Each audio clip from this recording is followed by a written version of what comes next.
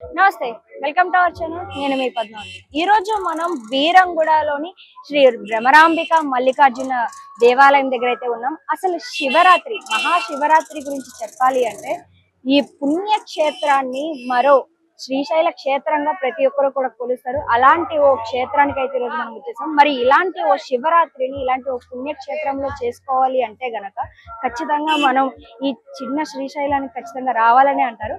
అయితే ఇక్కడ వాస్తవానికి మాట్లాడాలి అంటే అసలు శివరాత్రి ఎందుకని చేసుకుంటారు, శివరాత్రి చేసుకోవడానికి ఉన్న ప్రత్యేకత ఏంటి, ఎందుకని జన్మానికో శివరాత్రి అని అంటారు, అసలు ఈ శివరాత్రికి ఉన్న కథ ఏంటి, దీని గురించి పూర్తిగా తెలుసుకోవాలి అంటే అసలు మనం పురాణాల్లోకి వెళ్ళాలి. మీకు మాస శివరాత్రి గురించి మహాశివరాత్రి గురించి ఉన్న తేడా ఏంటో తెలుసా?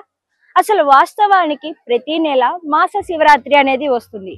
కృష్ణపక్షాల్లోని మనకి ఆ సమయంలో ఆ గడియలకి మనకి మాస శివరాత్రి అని వస్తుంది. అంటే మాస శివరాత్రి అంటే అర్థం ఏంటి అని అంటే గనక నెలకి ఒకసారి ప్రతి నెలలోని మనకి చంద్రగ్రహాన్ని ఏదైతే అనుగుణంగా తీసుకొని అమావాస్య పౌర్ణమిని లెక్కల్లోకి తీసుకొని మనకి మాస శివరాత్రి అని జరుపుతూ ఉంటారు. అయితే 12 నెలలకు గాను 12 మహాశివలింగాల్ని ప్రత్యేకమైన రూపాల్లోని మనం శివరాత్రి అనేది జరుపుకుంటూ ఉంటాం. కానీ మహాశివరాత్రి అని ఎందుకంటారు? ఈ క్వశ్చన్ మీకు ఎప్పుడైనా వచ్చిందా? అయితే దీనికి కూడా నేను క్లారిటీ ఇద్దాం అనుకుంటున్నా. వాస్తవానికి ఏంటంటే మహాశివరాత్రి అంటే అర్థం సంవత్సరానికి ఒక్కటి, మాస శివరాత్రి అంటే నెలకి ఒక్కసారి, మహాశివరాత్రి అంటే సంవత్సరానికి ఒక్కసారి. మీకు అర్థమయ్యే ఉంటుంది అనుకుంటున్నాను. అయితే దీన్ని బట్టి చూసుకుంటే మనకి ఎవరైతే ప్రతి ఒక్కరికి శివుని ఆరాధించాలి, శివ నామస్మరణం చేయాలి అనే శ్రద్ధ ఎంతో ఉన్నప్పటికీ కూడా ప్రతి ఒక్కరికి అవకాశం లభించదండి. మరి అలాంటి వాళ్ళకి సంవత్సరం అంతా పూజలు నిర్వహించలేకపోయినా కూడా ఈ మహాశివరాత్రి రోజు మాత్రం శివుడిని ప్రత్యేకంగా ఆరాధిస్తే చాలు, శివుడు ఎంతనే కరుణిస్తారు అని అంటారు.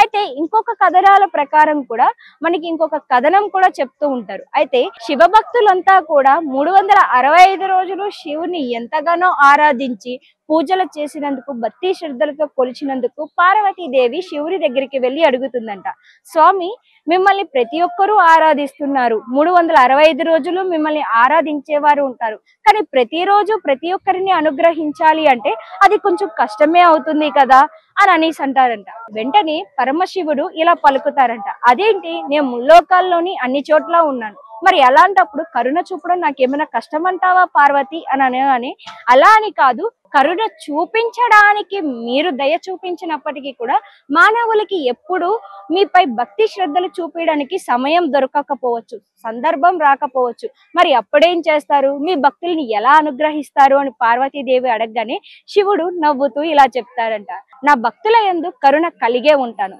దీనికి కారణంగా నేను ఒక కథనాన్ని కూడా నీకు చెప్తాను. అయితే ఇంకొకటి, నువ్వన్నట్టుగానే నా భక్తులని అనుగ్రహించడానికి నువ్వన్నట్టుగానే సంవత్సరానికి ఒక్కసారి ఒక ప్రత్యేకమైన రోజును నేను కేటాయించాలనుకుంటున్నాను, అది కూడా నేను ఒక మహాశివరాత్రి అని అన్నట్టుగా పార్వతీదేవితో పరమశివుడు పలుకుతారంట.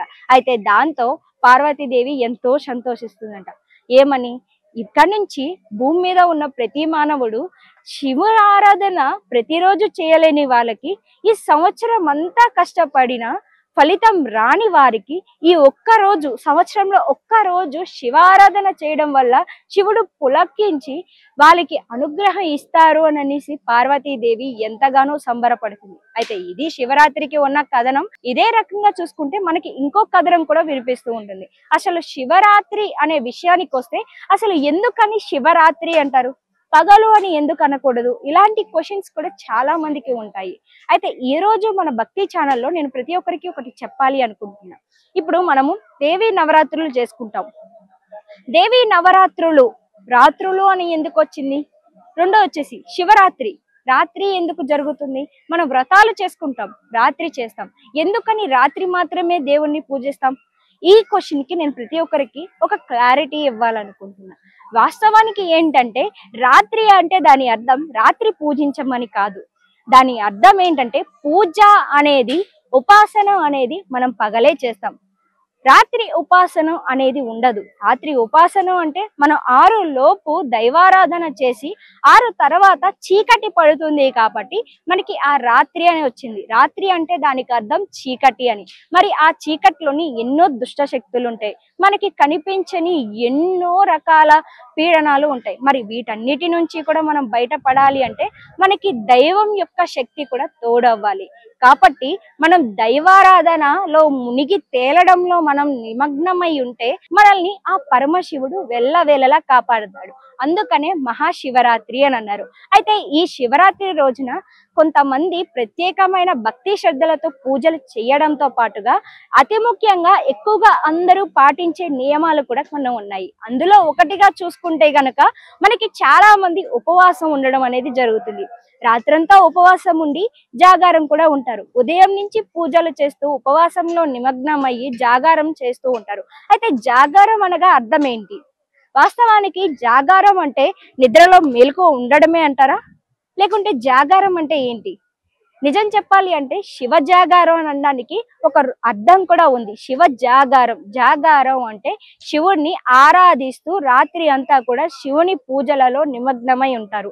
అంటే పూజ అంటే ఇక్కడ చూసుకుంటే మనం ఉదయం పూట చేసే అభిషేకాలు వీటివి కాకుండా రాత్రి అంతా కూడా శివనామ స్తోత్రముతో శివుణ్ణి ఆరాధిస్తూ రాత్రి అంతా కూడా శివుని కోసం జపం చేస్తూ, మనం పూర్వకాలంలో చూసుకుంటే మునులు ఋషులు ఎలా అయితే శివుని కోసం ఒక ప్రత్యేకమైన ఒక నిర్దిష్టమైన ప్లేస్ లో కూర్చొని శివ ఆరాధన చేసుకుంటూ ఒక ధ్యానం ఏదైతే చేస్తారో దాన్నే జాగారం అంటారు. మనం శివుని ఆరాధన చేయడమే జాగారం అని అర్థం అన్నమాట. సో నేను చెప్పాలి అనుకున్నది మీకు అర్థమైందని అనుకుంటున్నా. And plus coming to the point, ఇక్కడ నేను మీకు చెప్పాలి అనుకుంటుంది ఏంటంటే శివరాత్రి అనే పదానికి ఈ అర్థం ఇలా వచ్చింది. రెండో వచ్చేసి శివ జాగారం అంటే ఏంటో కూడా మీకు అర్థమయ్యే ఉంటుంది. కొంతమంది శివ జాగారం అనే పేరుతో కొంతమంది నైట్ అంతా మెలకువ ఉండడంతో పాటుగా ఎక్కువగా శివ జాగారం అంటే రాత్రి పడుకోకుండా మెలకు ఉండడమే అంటే శివ జాగారం అయిపోతుంది అనుకునే వాళ్ళకి ఇలాంటి వారు మన చుట్టుపక్కల కనిపిస్తూనే ఉంటారు.